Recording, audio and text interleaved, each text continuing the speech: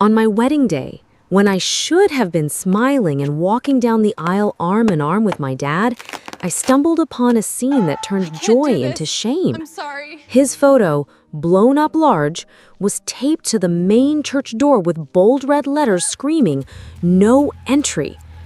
The man who worked his whole life as a construction worker to raise me alone, who never let me go without, was treated like an intruder on the most important day of my life. And worse, the person who should have protected me pretended not to see. I had to choose between swallowing the humiliation or facing a truth that would shatter everything about to unfold. Have you ever wondered how far you'd go to defend your family's dignity? Would you give up what everyone calls a dream to stand by the one who's always had your back? Follow this story to the end and tell me in the comments what you would have done. If you believe no one should go through this, don't forget to like and share. That sunny morning in Boston, I stepped out of the car with my heart racing. The white dress weighed heavy on my shoulders, but my smile held strong. I clutched my bouquet of white roses and took a deep breath, ready to live the day I dreamed of for years. Guests were gathering on the church steps, cameras flashing, murmurs of admiration floating around, but suddenly an eerie silence spread. My eyes followed the curious stares, and that's when I saw it. My skin went cold. There, taped to the main door with wide strips, was my dad's photo. His simple suit, the blue tie he wore to every family party. Below the image, in red letters, words that cut like a knife. No entry. The ground seemed to vanish beneath me. I heard muffled snickers, venomous whispers. That's the bride's dad. How embarrassing. My hand crushed the bouquet until the flowers crumpled. Brenda, my friend and maid of honor, tried to grab my arm, but I was already storming toward the door. With every step, my heart screamed, "Who dared do this to him?" When I got close, I glared at the security guard who avoided my eyes. My voice came out steady, though my throat burned. "Take that photo down now." The man hesitated, muttering something about orders. My veins pulsed with rage. That's when Ryan showed up. He rushed over, faking surprise, ripped the photo down with quick hands, flashed a forced smile, and said, "Babe, it must have been a mistake. Don't worry about it. Let's go inside." But I saw it. I saw the crumpled piece of an envelope still stuck to the tape. I saw his eyes dodging my own. And I saw in the background my future mother-in-law, Margaret, standing a few yards away, watching with a barely there smirk. My stomach churned. I took a deep breath, swallowed the sob threatening to break me, and let Brenda guide me back to the bride's room. Behind the closed door, the choir's rehearsal echoed like it belonged to another world. I looked in the mirror, my mascara already smudged, and could only think one thing. If my dad was treated as unwanted at that altar, what kind of life awaited me with that family? Inside the bride's room, the air felt heavy. I sat in front of the mirror, trying to fix my smeared makeup, but my eyes refused to cooperate. The reflection staring back wasn't a woman about to get married, but a daughter wounded to her core. As the choir's voices drifted in, my mind wandered far from that brightly lit church. I was a little girl with pigtails again, holding my dad's hand as we walked the dusty streets of South Boston. He'd come home exhausted from the construction site, boots caked with cement dust, but he never forgot to hold my hand and ask about my day. I remembered nights when sleep nearly won him over at the kitchen table, but he still opened my math books to help with homework. The smell of reheated coffee mixed with old textbook pages became part of my childhood. I recalled the torn school uniform he stitched with blue thread, fumbling with the needle but smiling like it was the most natural thing. And the time he traded his only pair of new shoes for a dress for my dance recital, saying he preferred working in sneakers anyway. The faint sound of the organ blended with my memories. I saw myself at my high school graduation, walking to the stage with my heart pounding. Amid scattered applause, I heard only his. My dad shouted my name with such pride that everyone turned to look. It was like the whole world fit in his smile, lighting up a face etched with early wrinkles. When I stepped onto that stage and looked at him, I felt nothing could knock me down, because I had the love of a man who never abandoned me, even when life seemed ready to swallow us whole. As tears streamed down my face, I gripped the bouquet tighter. In that room, decorated with fake flowers and gold-framed mirrors, all I wanted was the simple smell of home, the sound of the kettle whistling, his laugh when I told bad jokes. A wave of nausea rose in my stomach.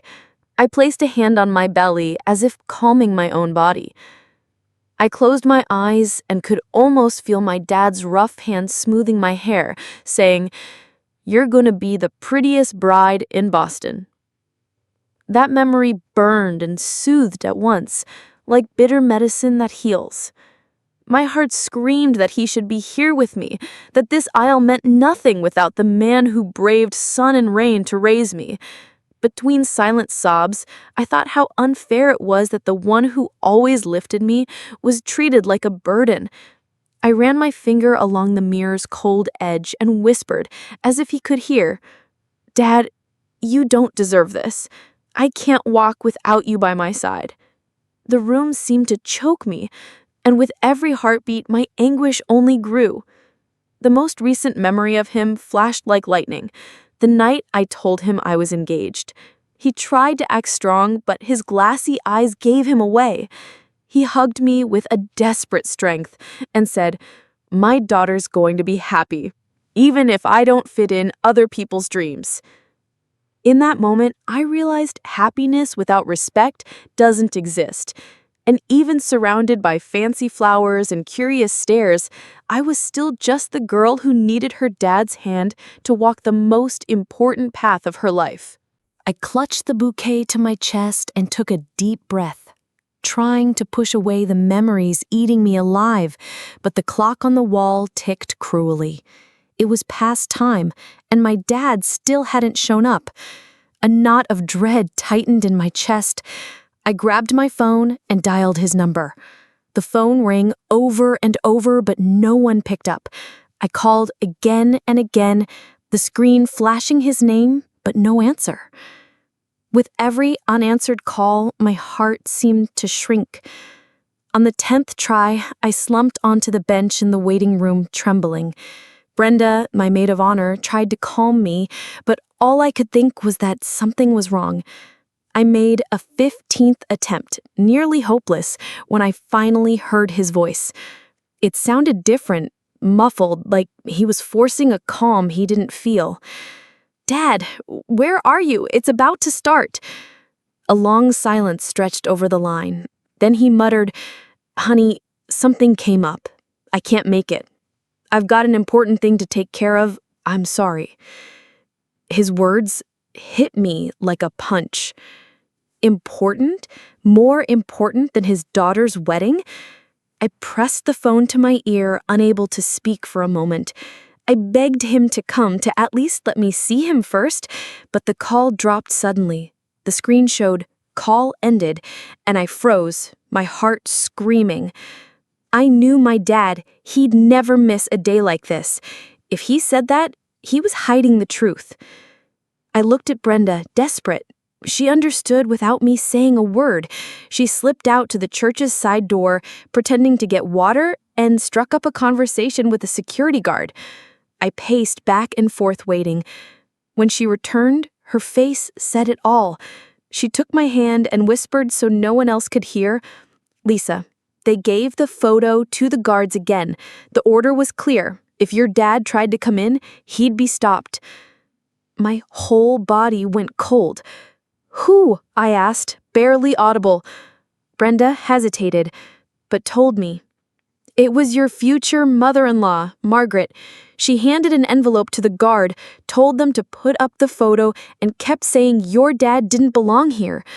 She took a deep breath before adding, "Ryan was standing right next to her. He saw everything." A lump lodged in my throat, like the dress was choking me. Ryan, the man who swore he loved me, stood by while they humiliated my dad. A chill ran down my spine. My eyes stung, not with sadness, but with a rage that burned. I clenched my fists until my nails dug into my palms. This wasn't doubt or a misunderstanding. It was a silent betrayal. I leaned against the cold wall, trying to catch my breath. Outside, guests laughed, the orchestra tuned their instruments, everyone believing this would be a perfect day. Inside, my world was crumbling. My mind kept flashing back to the photo taped to the door, the red letters accusing my dad like he was a criminal. And now, I knew who was behind it. I wiped my face, smearing my makeup for good. I looked at Brenda and said firmly, my voice breaking, "I'm not letting this slide. If they think they can erase my dad's presence, they're about to find out who I really am." In that moment, something inside me shattered, but something else was born. I wasn't just a nervous bride anymore. I was a daughter, ready to face whatever came next, even if it meant tearing down what was about to begin. I couldn't stay in that room any longer. The air was suffocating. My legs shook, but my anger propelled me forward. I flung the door open and stormed down the narrow hallway, my heels clicking like hammer strikes. People tried to stop me, asking if I was ready for the entrance, but I ignored every voice. My target was clear: the room where Ryan and his mother were waiting. I pushed the door open and found her sitting like she owned the place, with that smug look that made my stomach turn.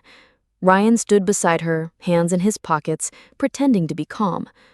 I slammed the crumpled envelope onto the table in front of them. The tape still stuck to my fingers, evidence of what they'd done. I locked eyes with Margaret and asked, "Did you order my dad's photo to be put up?" She raised her chin, not even bothering to hide it. "I was just making sure your ceremony wasn't tainted by someone who doesn't know how to act." My whole body burned. I gripped the bouquet until the thorns pricked my hand. The man who spent his life sacrificing for me was reduced to a nuisance, and she spoke like it was normal. I turned to Ryan, waiting for him to stand up, to defend me, but he looked away. "You were there, weren't you? You saw it all." He swallowed hard, tried a weak smile, and said, "Babe, you're upset. We'll figure it out later. I promise I'll send someone to get your dad, but we need to get in there now, it's time." That felt like a slap. We need to get in there? Was that all that mattered to him? I stepped closer, almost nose to nose, and whispered, "You knew from the start." He stepped back, mumbling, "I just didn't want trouble." Margaret's cold laugh cut through the air. "Trouble is letting a man like that into the church. You deserve better, and that's what my son's trying to give you." The words, "my daughter," dripped from her mouth like poison. I clenched my teeth. "Don't call me your daughter. You'll never know what it means to be a real mother." The silence was heavy. I could hear my pulse pounding in my temples. Ryan tried to take my hand. "Come on, Lisa, please. If you don't go in now, it'll be a scene." "A scene?" I repeated, yanking my hand away. "The scene was made when you treated my dad like trash." My voice shook but rang loud enough to fill the room. Margaret's eyes narrowed, but she stayed seated, like she was the bride that day. Ryan stepped forward, pleading, "I'll send someone to get him, I swear, but we can't stop the ceremony. It's our moment, don't ruin it." My chest ached. Ruin it? I wasn't the one who destroyed this day. I took a deep breath, wiped my tears with the back of my hand, and said with what strength I had left, "I'll see this through, but I'll never look at you the same way again." Someone knocked at the door. A groomsman announced the music had started. The whole church was waiting. Ryan gave me a pleading look, like there was still a chance to save this. I straightened up, adjusted my torn dress, and walked toward the exit. Behind me, I heard Margaret mutter, almost a venomous whisper, "She's finally learning her place." I paused for a second, took a deep breath, and kept walking. I wasn't the same bride who'd entered that room. The church doors swung open, and the wedding march echoed through the old stone walls. The sound I dreamed of hearing now felt distant, almost hollow. I walked slowly down the aisle, each step heavy, like I was crossing a minefield. Guests smiled, raised their phones, but no smile reached my heart. The altar glowed, decked with white flowers, and Ryan stood waiting, his face serious, trying to look confident, but I saw the fear hiding in his eyes. When I reached the front, the priest raised his hand, calling for silence. I felt the anticipation thicken, the scent of flowers mixing with burning candles. Ryan tried to take my hand, but I pulled it back gently, keeping my eyes on the crowd. My heart pounded like a drum, my throat dry, but a greater strength took over. I took a deep breath, grabbed the microphone from the choir member, and held it tight, feeling the weight of a decision that would change my life. My voice rang out, steadier than I thought possible. This wedding isn't happening. The crowd buzzed instantly. Faces turned to each other, shocked stares, chairs scraping the floor. Margaret, Ryan's mom, jumped up, her face twisted with rage. "Have you lost your mind?" she shouted.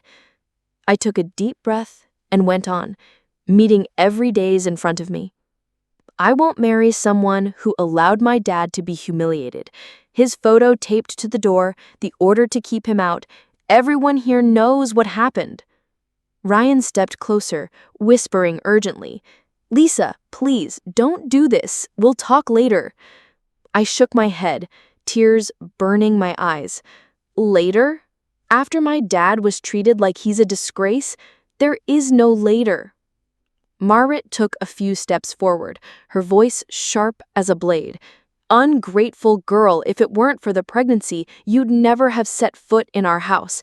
If you think anyone's going to want a pregnant woman on her own, you're wrong." Her words echoed loudly.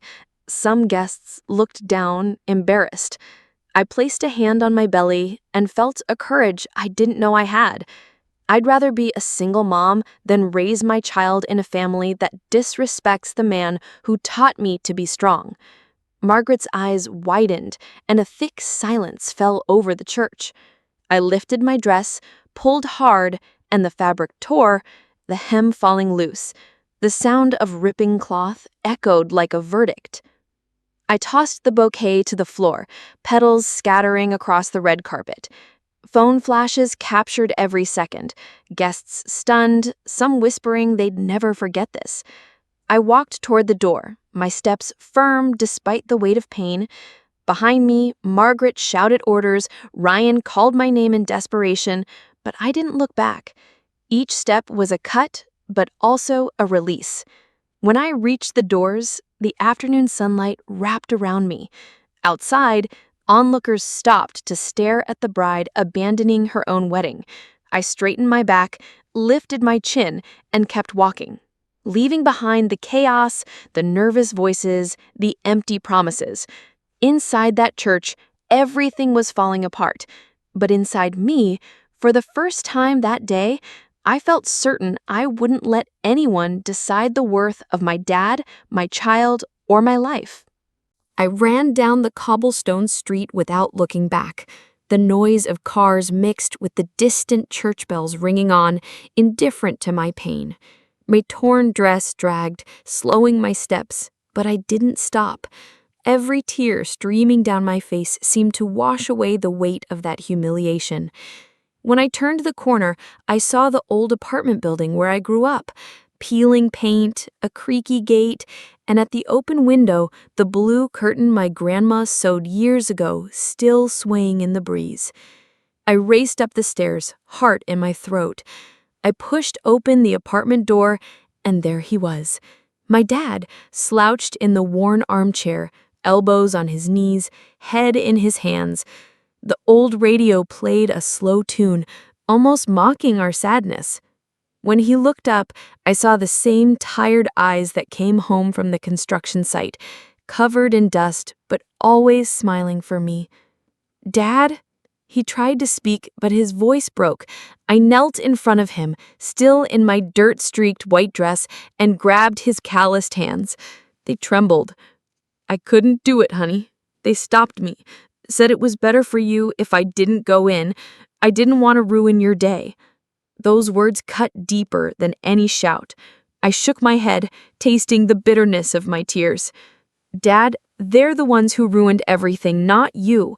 I needed you by my side." He pulled me into a tight hug, and for a moment the whole world vanished. I was the little girl falling asleep in his lap after school again. I sobbed on his shoulder like never before. Between his own quiet sobs, he whispered, "I'm sorry, my girl, I'm sorry." I pulled back just to look into his eyes and said firmly, "Don't apologize for existing. You're my greatest pride." That night, I slept in that small apartment again. The dress lay crumbled on a chair, and the house was heavy with silence. But there was peace. Days later, the morning sickness got worse. My dad rushed me to the neighborhood clinic, holding my hand the whole time. When the doctor said everything was fine, I saw tears of relief in his eyes. He promised, voice breaking, that he'd never let me or the baby go without. Time crawled by, but every month of pregnancy was marked by his presence. He went with me to checkups, carried my bags, cooked simple meals when I couldn't get out of bed. When the day of delivery came, he paced the waiting room like a nervous kid. And when Michael was born, crying loud, my dad was the first to hold him. I watched that toughened man, weathered by work, melt into tears. He kissed his grandson's forehead and whispered, "Welcome, little man." We came home, the three of us together, a makeshift crib in my old room, diapers stacked in boxes, the smell of baby formula filling the house. The nights were tough, but every time Michael cried at dawn, my dad got up before me, cradling him with steady hands, saying, "Sleep, champ, your mom needs rest." I watched that scene and knew that, despite all we'd lost, we were building something truer. Michael was 8 months old when I took him to the Boston Common Library for the first time. He was crawling too fast, and I could barely hold him while reaching for the children's education books.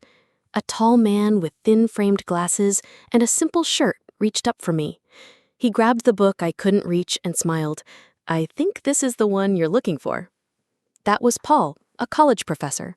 Michael, in my arms, grabbed his tie and yanked it hard. I apologized, but Paul just laughed, letting the baby play. His laugh filled the quiet library with an unexpected lightness. We talked briefly. He said he taught economics at Boston University, had come to the library since he was a kid, and ran a reading program for underprivileged students. I said little, but he seemed to see beyond my words. In the days that followed, he started showing up regularly. He'd bring small things, fresh apples from the market, or new books from Michael. One rainy afternoon, he knocked on our apartment door with an extra umbrella and said, "Thought you might need this." He stayed for coffee. My dad watched quietly, but I caught a faint smile when Paul sat on the floor, playing with Michael, teaching him to clap his hands. Time passed, and his presence became routine.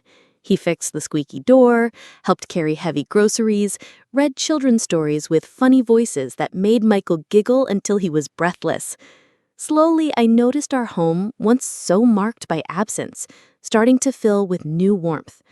I still had scars, still woke from nightmares about the altar, the humiliation, but somehow Paul pulled me out of those depths. 2 years slipped by almost unnoticed. Michael now ran down the hallway, calling Paul's name like he'd always been family. Often, coming home from work, I'd find them in the living room building block towers or coloring books.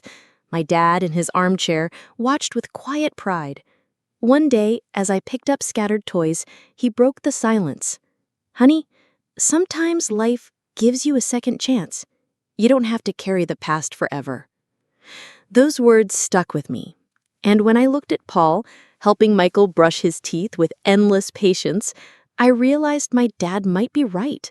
There was a sincere admiration in his eyes, not just for me, but for everything we'd been through. It wasn't pity, it was respect. He saw a woman who chose to stand tall when everything seemed lost. That night, after Michael fell asleep, we sat on the balcony. The cold breeze blew and the city lights twinkled in the distance. Paul looked at me seriously and said, "I admire your strength. You turned pain into life. That's what inspires me." I couldn't answer. I just let my tears fall silently. For the first time in a long time, they weren't tears of pain, but of hope. When I went back inside, I saw my dad watching from the bedroom door. He didn't say anything, just nodded like he was giving his silent blessing. And in that moment, I understood that, despite everything, life was offering me something new. Maybe for the first time since that day in the church, I was ready to accept it. It was a rainy afternoon when I heard loud knocks at the apartment door. Michael was playing with colored blocks on the living room floor, and my dad was dozing in his armchair. I opened the door and froze. Standing there, soaked from the rain, was Ryan. The man who once swore he loved me, who should have stood up for me, now looked like a shadow of himself. His suit was wrinkled, his eyes sunken, his beard patchy. He clutched a folder of papers to his chest, like it was his last shield. "Lisa," he said, his voice hoarse, "I need to talk to you." I took a deep breath and answered, firmly, "There's nothing left to say." But he didn't back down. He stepped forward, pleading. "I've lost everything. My family's business went under, my mom's sick, and now I can't have kids anymore. The doctor says I'm sterile." His eyes welled up. "Please, give me another chance. You and Michael are all I have left." My heart pounded, not with pity, but with anger. I gripped the doorknob to keep control. "You only came back because you lost everything. If you still had your money, your health, me and my son would still be invisible to you." He tried to step closer, raising a hand like he'd touch me. I stepped back and said firmly, "Don't you dare. You don't even deserve to look at Michael." He dropped to his knees in the hallway, rain dripping down his face.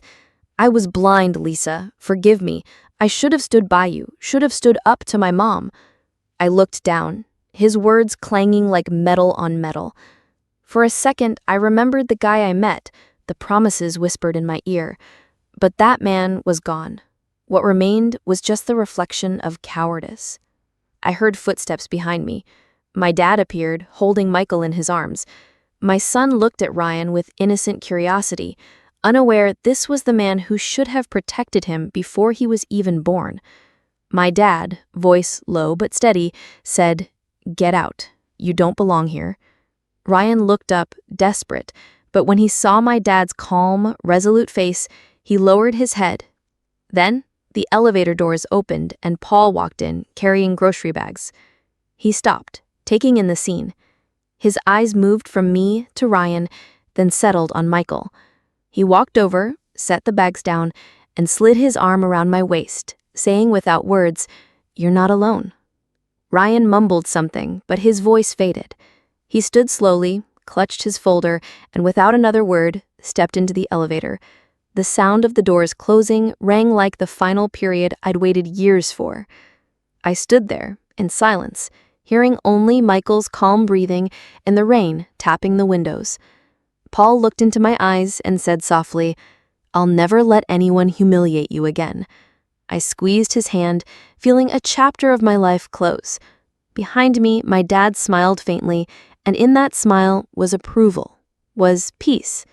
For the first time, I felt no anger, no resentment, just the certainty that the past no longer had power over me. Boston Common was lit up with hundreds of tiny lights when I arrived that evening. Paul had only said he wanted to show me something, but gave no details. Michael ran excitedly beside me, holding his grandpa's hand, who smiled like he knew a secret I didn't. The cool breeze rustled the trees, and a crowd had gathered, students, Paul's friends, faces I knew and others I didn't. As I got closer, I saw a small makeshift stage, decorated with simple flowers and candles. Paul climbed the steps slowly, holding a microphone. His gaze swept the crowd until it locked on me. His voice trembled at first, then grew steady. He spoke of the courage to start over, the strength to raise a child alone, and how he'd found in me the example he'd always sought. As I listened, my hands grew clammy, like I was reliving the wedding day that never happened, but now in a completely different way. Suddenly, Michael ran onto the stage carrying a small wooden box. He seemed to know exactly what was happening. He handed it to Paul, and the crowd cheered his spontaneous gesture. I could barely hold back tears. Paul knelt in front of me, opened the box, and revealed a simple gold ring, catching every light around us. "Lisa," he said, "you've changed my life. You showed me what a real family is. No matter what's happened, I just want to build a future with you. Will you marry me?" The whole park went silent. My heart raced, recalling every tear I'd shed, every sleepless night thinking I'd never trust promises again.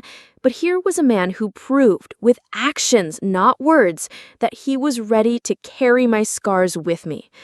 My dad held Michael in his arms, both watching me like they were waiting for my answer too. I saw hope in my son's face, breaking me inside. I took a deep breath, and before my mouth could speak, my body had decided. I nodded, and Paul slid the ring onto my finger. The crowd erupted in applause. The candles glowed brighter, and I felt like life had finally given back what it took years ago. Days later, the wedding happened. No extravagance, no hundreds of guests, but love in every detail. We chose an open garden surrounded by true friends. I walked down the aisle with Michael on one side and my dad on the other. Their hands were steady, guiding me to the altar where Paul waited. That's when I understood I wasn't just marrying him, but celebrating the family we'd built together. When the priest asked if I accepted, my voice didn't waver. I do. Not just today, but every day. Paul wiped a tear, and in that moment, the past stopped weighing me down. My dad smiled proudly, and Michael clapped, laughing loud like he knew he was witnessing the most important moment of our lives. The reception was simple but filled with laughter and music. Friends hugged, kids ran around, and I danced for the first time in years without fear of judgment. As I spun with Paul, I looked at the starry sky and silently gave thanks. I'd finally found where I belonged. Not in a fancy house, but in the arms of those who respected me from the start. The Sunday sun poured into our apartment's balcony when I woke to Michael's laughter. He was running around the living room, holding a drawing made with crayons scattered on the floor. I rushed to see what he'd created.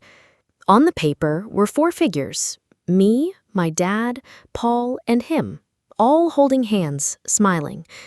Above, in wobbly letters, he'd written, "Family." My chest swelled with emotion.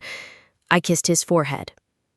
In the kitchen, the smell of cornbread wafted from the oven.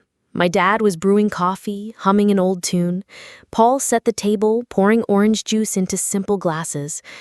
It was an ordinary scene, but to me, it was a treasure. How many times had I thought I'd never have this? How many nights did I cry, believing my son would grow up without a real home? And now, at that table, life showed me I was wrong.